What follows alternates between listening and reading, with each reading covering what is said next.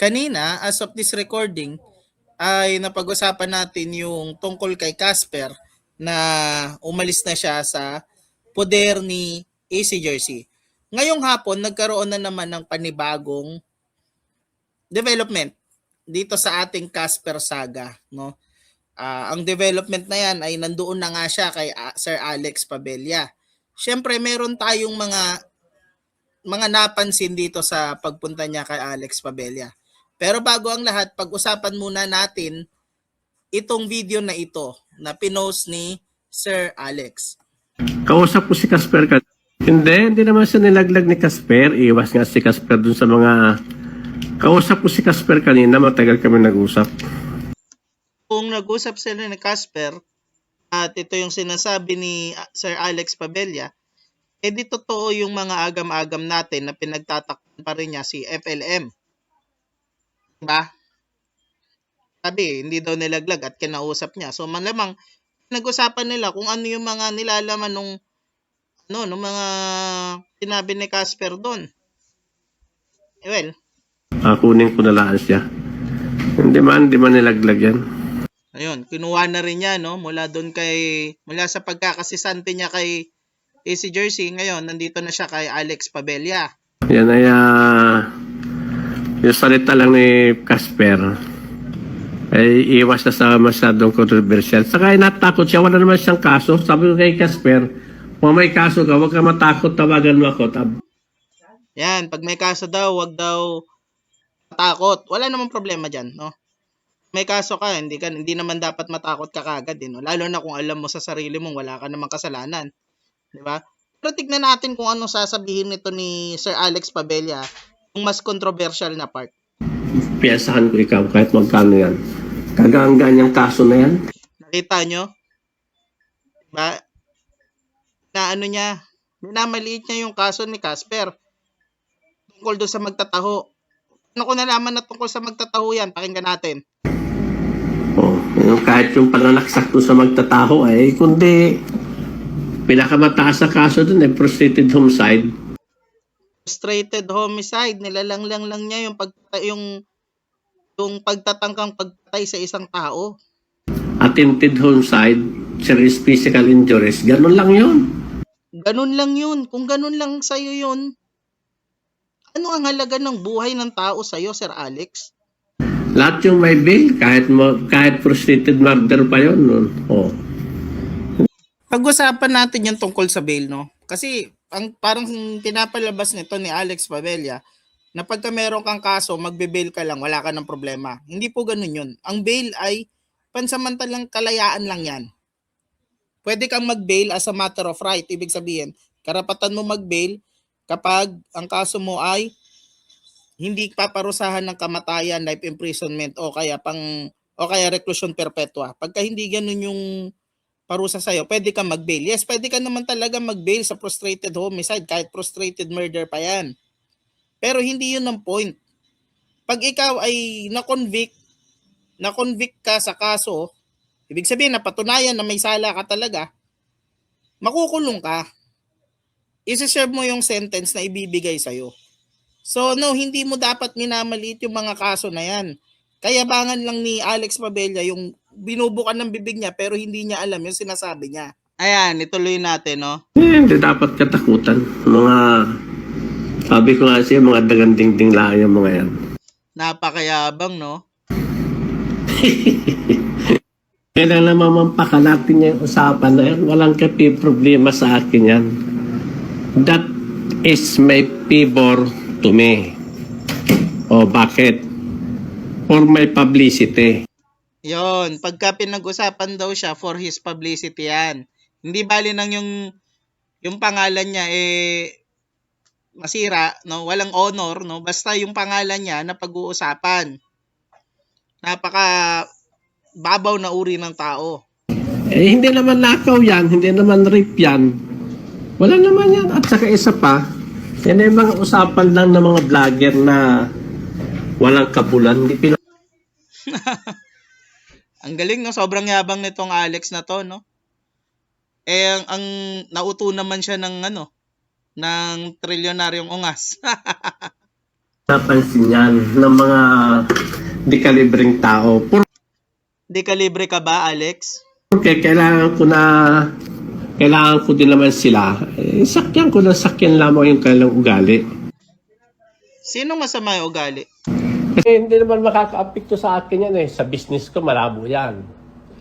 Hindi makaka-apekto yan. Ay, ako kumikita ako ng daan-daan libo araw-araw, sila. So, yun pala yung pinakamalaking argumento niya kung bakit siya mabuting tao at tama dito sa usapin na ito kasi kumikita siya ng daang libo araw-araw.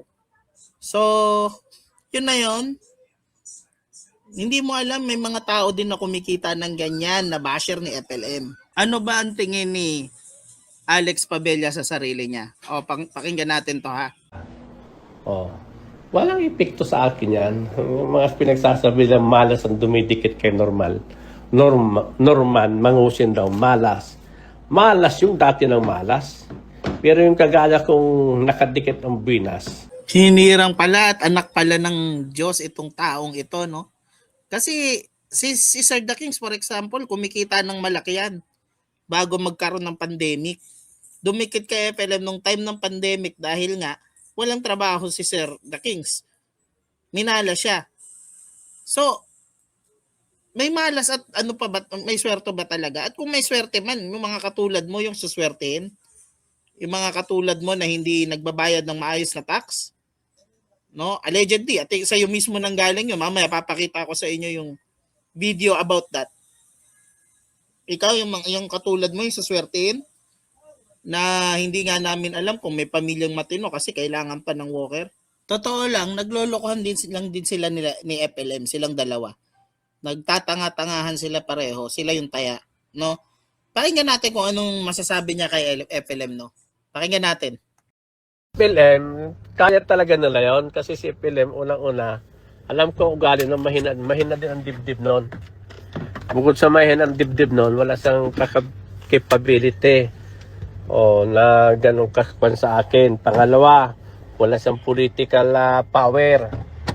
O, wala siyang political power. Hindi niya kaya.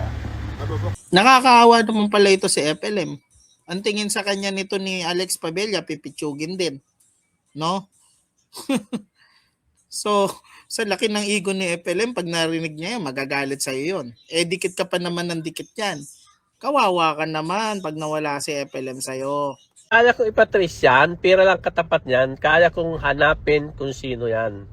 Mga tao na, hindi ko lang ginaganimitan. Kasi, pag may dinimanda ko dyan, madadala yan, hindi na mag-post yan, hindi na yan mag-comment, mawalan ako ng mga viewers. Bakit ka natatakot mawala ng viewer? 'Di ba? So, well, hindi ako natatakot mawalan ng viewer. Sasabihin ko kung ano yung nasa isip ko. Kasi part ng dignity ko yun. Eh, ikaw, bakit kailangan mo? In fact, bakit ka dumidikit kay FLM? Kung sa tingin mo, secured na yung purpose mo in life. Bakit? Ang tanda mo na insecure ka pa. Tungkol sa yaman ng tao yung iano mo. Tignan nyo kung gaano ka matapobre itong taong to. Wala pa sa kalingkingan ko yan. Kahit yung mga kuha na yan, yan nga rin si Erwin Dakings, napakahirap na tao, mahirap din tao yan. Wala yan, mga nasa kalingkingan ko lang yan. Kahit yung yaman ni Makagagon, di maobra sa akin yan. Akala mo ba madadala mo sa hukay yung kayamanan na naipundar mo? Kung mamamatay ka ngayon, ang alaala ng tao sa'yo, yung pagiging matapobre mo, yung pagtangkilik mo sa mga walker, tapos yung pagkampi mo kay Norman Mangusin. At kung gaano ka matapobre, tsaka kung gaano ka manloloko. Kung mamamatay si Sir The Kings ngayon, mas kagalang-galang ang pangalan niya kaysa sa'yo. So tingnan mo kung madadala mo sa hukay ang kayamanan mo na yan. Ang hirap din paniwalaan na ganun kakayaman eh. Kasi nung nangailangan ng pampiyansa yung kaibigan mo, nagkumahog kayo na maghanap. Hindi ka nakapaglabas kagad ng pera. Hindi naman ganun kalaki yun, di ba? Base sa, sa tindig at stature mo na kiniklaim mo. Kaparehas ka lang ni FLM. Plain and simple.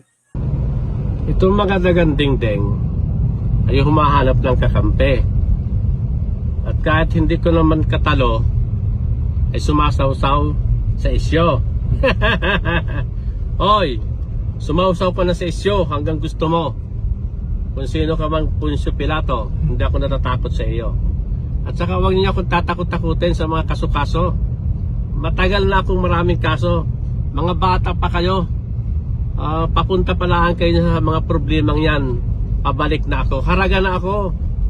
Hindi ako takot dyan. Basta may piyansa yan, walang problema yan. Kung magkano man yan, piyansaan ko yan. Saka mga sinasabi niyo mga kaso sa BIR, marami kong ganyan. Halos yearly may LA ako. Oo, natural na sa negosyante yan. Pinagsasasabi mo na natural na sa negosyante na may problema sa tax. Yung pinagsasasabi mo, wala kaming gasolinahan. Ang meron kami ay LPG plant. Hindi gasolinahan na, hindi gasoline station, planta. And no, wala kaming problema sa tax. Anong pinagsasasabi mo? Akala ko ba mayaman ka?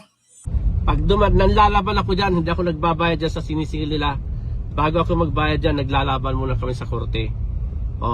Pag malapit na matapos yung kaso, kung saan lumalapit na sa akin BIR, nagpapabayad na ng kaya ko. Kasi alam nila may dokumento ko, matidismiss ang kaso. Proud na proud siya sa ginagawa niyang kalokohan, no? Hindi na nga dapat niyang ginagawa, pinagmamalaki niya pa. Sinasayang niya lang yung resources ng gobyerno. Alam niyo kung bakit nakikipag-negotiate yung BIR sa kanya. Imbis na magbayad na lang siya sa BIR nung mga na-assess na tax niya, ginagawa niya, nakikipag-hard to get pa siya. Tapos inaantay niya, nakasuhan siya, lalaban siya sa korte, tapos aantayin niya na makipag-renegotiate yung sa kanya, yung BIR sa kanya, para lumiit yung tax na babayaran niya. Bakit ginagawa ng BIR yan? Para makatapos lang. Makapagbayad lang ng tax yung sinisingil. Para makapagbayad lang. So, ibig sabihin yan, tina-terminate na yung kaso, tapos makikipag na lang, negosasyon. Ibig sabihin, alam niya yung ginagawa niya. 'Di ba? Nagsisircumvent siya ng batas. Yun. Sana talaga makasuhan itong taong ito matuluyan. Ako naman, bilang human consideration na lang sa kanila, binabayaran ko. Kaya wag niyo akong tatakutin sa mga ganyang pasilip sa BIR. Hindi ako takot dyan. Unang-una, si BIR Commissioner, taga dito yan. Mga tropa din ng mga katrupa ko yan. Punta kayo sa BIR, i-report niyo ako. Aba, ibang klase po. Palakasan talaga yung nasa isip nito ni Alex Pabella, no? Pero kung palakasan pala, bakit tumidikit siya sa isang katulad ni Norman Mangusin? Bakit kailangan niya yung influence ni Norman Mangusin? Huwag na tayo maglokohan, dumidikit siya dyan dahil sa influence ni Norman. Di ba? So, ibig sabihin dahil kabarkada mo yung BIR Commissioner, tingin mo hindi exempted ka na sa pagbabayad ng tamang buwis? Ano kayang klaseng utak meron itong taong to? Saka hindi ako takot mawala ng pera dahil hindi ko man madadala sa kamatayan yan. Kayo lang ang takot dahil masyado nyo binibigyan ng importansya ang kayamanan sa lupa. Napaka-ironic naman po nun. Itong taong ito na binabatay ang halaga ng tao sa dami ng pera, ganyan yung sinasabi. Ibig sabihin lang nito, walang walang self-realization ito si Alex Pabella.